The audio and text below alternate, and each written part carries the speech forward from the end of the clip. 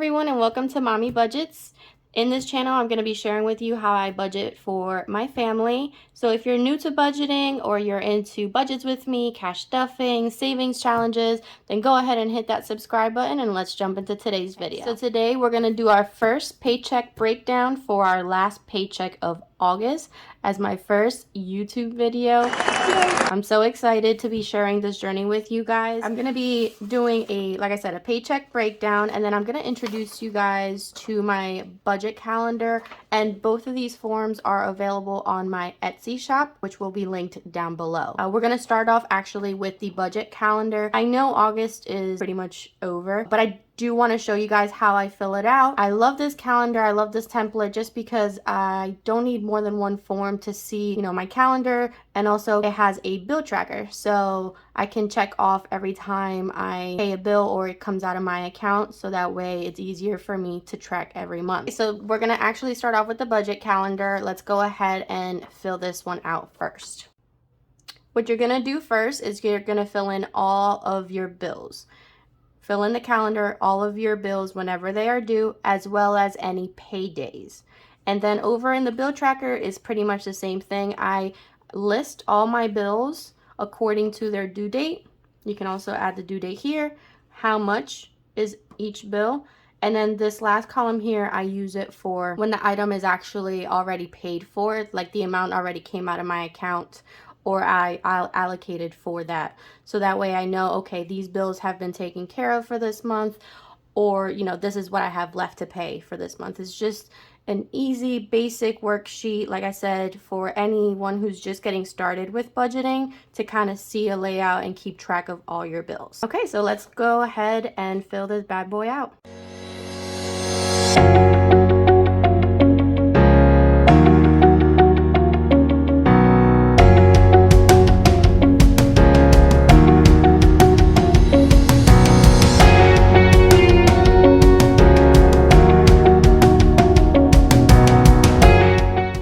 Once you have filled out your calendar, as you can see, I have our paydays. We get paid once a week, as well as all our bills. And I did fill out the bill tracker too, in order of when the bills are supposed to be coming out. The next step is to highlight your payday and then highlight any bills you want to take care of with that paycheck. So for example, if I wanted, obviously most of these bills are already paid for, but as an example, so my first payday, I would highlight green.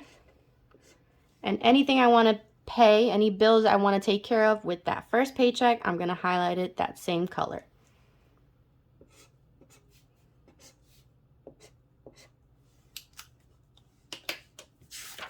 Like so. And then you would do that with every paycheck that you have. That's just going to keep you organized, and it just keeps you from being surprised or forgetting that certain things are going to come out, or what you have to take care of with that paycheck. It just keeps you very organized when you do it that way. And I did get this method from the Budget Mom. That's actually how I started my budgeting journey, is watching her YouTube.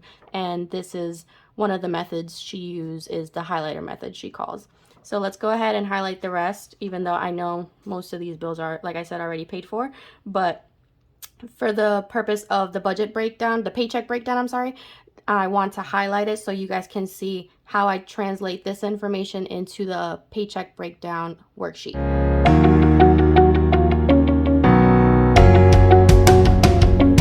Now that everything is highlighted, what I want to do next actually is just check off all the bills we have already taken care of, so that way the bill tracker is up to date. And this. Okay, and then I know the life insurance is going to come out tomorrow, but I actually allocated for it with last week's paycheck. That's the thing. Also, the good thing about the budget calendar is that you can physically see where your bills land. So if you need to make arrangements, then this is the perfect visual. This is going to show you, okay, if I can't pay the electric, if I know it's difficult for us to pay the electric on the 30th, is it better if I move it to the 16th or the 9th? And those are things that's going to help you better your budget, So like I said, I had allocated for the life insurance with this past paycheck. And then so when we get paid this week, I'm actually going to take care of the Spotify, the Netflix, the truck payment, as well as anything. I normally put something aside every week toward the mortgage. So whatever the balance is that we need for the mortgage, I will fill it in with this last paycheck of the month. Okay, so now that the budget calendar is nice and filled out and the bill tracker is updated, then we can go ahead and, like I said, transfer this information over to fill out our paycheck breakdown. Let me grab that sheet real quick. Okay, so and now for the paycheck breakdown sheet. Again, these both are great tools for anybody who's just getting started and needs a little practice to get you going on figuring out your budget. So we're going to start off up here and we're going to put our pay date, which will be 8/25, and this is check number 4. I'm going to zoom you guys in a little bit. Let's see. Okay, so for income this week, we're going to be working with $1,950.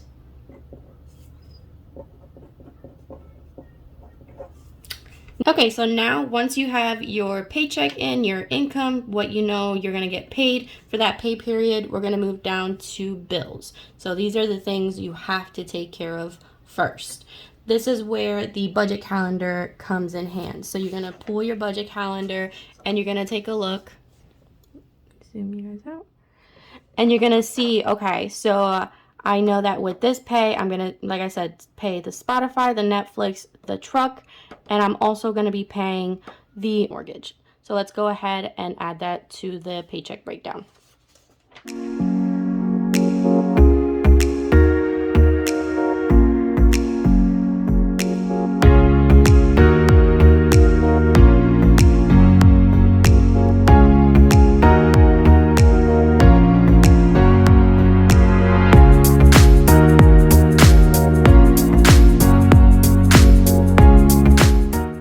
Now that we have our bills in for this pay period, I'm also going to add in this section. So I have 2 accounts that I use to invest every week. So I'm going to add it to this bill section because these are reoccurring bills technically. So I have a Fidelity account for my Roth IRA, and it normally gets $50 a week, and a Robinhood account, and that gets $10. To my bills, I'm also going to add my son's allowance because, again, to me it's like a reoccurring bill, so it happens every week. And I'm going to add allowance here. Okay, so for my bill section, I believe that is it. We're going to go ahead and tally that up and add it here to bills total.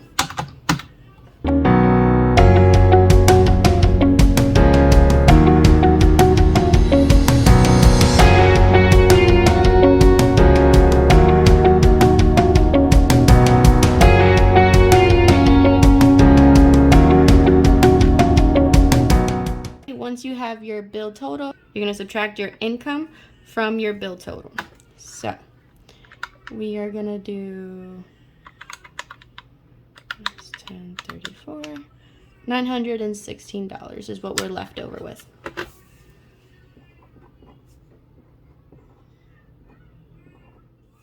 Okay, now that we have income taken care of, and now that we have all our bills filled in and we know how much we have left over, we're going to move down to our variable expenses slash cash envelope slash my wallet. So this is the money I need in order to get through the week.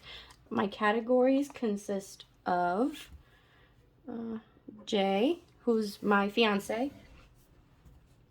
me, or self-care. In my wallet, it's a little envelope says self-care. My boys, gas, family time or family fun. You have a takeout envelope, and then we have a miscellaneous envelope for anything else. Jay gets 60, I get 40, and boys get 30, gas 40, family time 50, take out 60, and miscellaneous 20, for a total of $300. Now, I do over budget for some of these categories. I know we normally don't spend this much every week, and I do that on purpose because I do a $5 savings challenge as well as a $10 savings challenge. Plus, I'd rather have more available to us. You know, some weekends we want to go out for a movie and go out to eat. And for a family of 4, that can be a little pricey. And I just want to have that availability, you know, if we wanted to. And then if we don't use it, then we can put the money that we have left over towards our savings challenges. So what you do at this point is you take whatever you have left over after paying your bills, and you're going to subtract that leftover amount from your envelope total. So let's grab the calculator, and if we do, what is it, 916 minus the 300, you have $616 left. Okay. Next section on the paycheck breakdown sheet is the extra debt.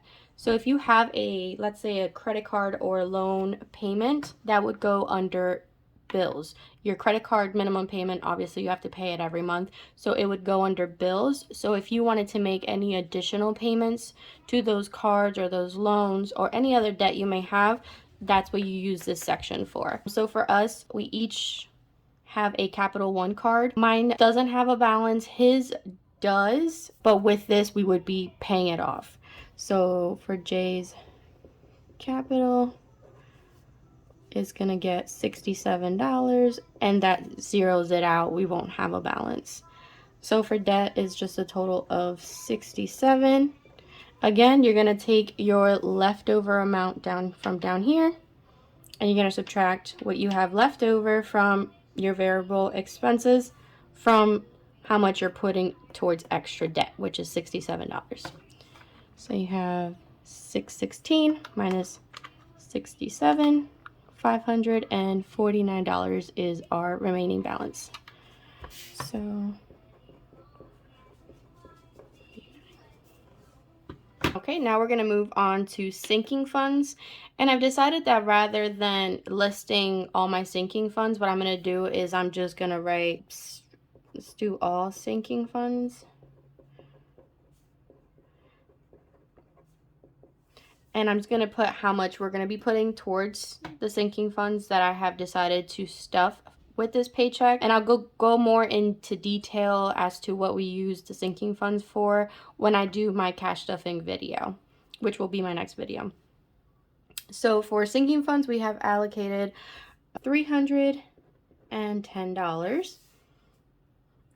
So again, you're going to take, and that's going to be our total, $310. You're going to take your sinking fund total and subtract it from what you had left over after you did an extra debt payment. And we're going to have $239 left over. And the last section on the paycheck breakdown sheet is extra savings. Okay, and now for extra savings, again, rather than going through all my savings challenges, what I'm going to do is just put savings challenges. And for savings challenges, we're going to do $195, as well as I'm currently working on getting us 1 month ahead with our bills. And the bill that we're going to be stuffing this week comes out to $44. And then I want to go into more details of what exactly my savings challenges are and what I'm saving toward, again, in my savings challenge cash stuffing video.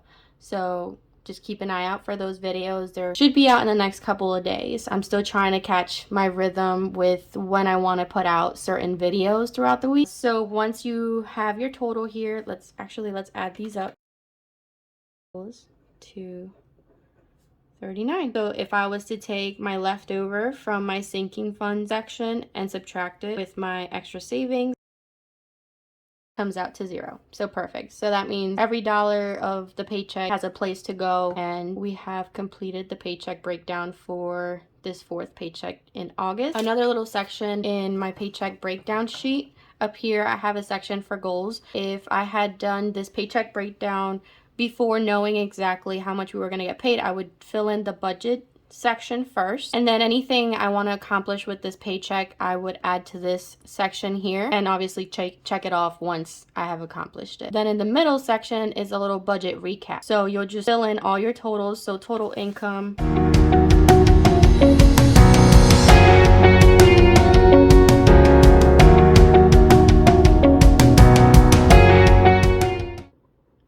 so if this bottom line just says total income minus all other totals, gives you, so let's try it out.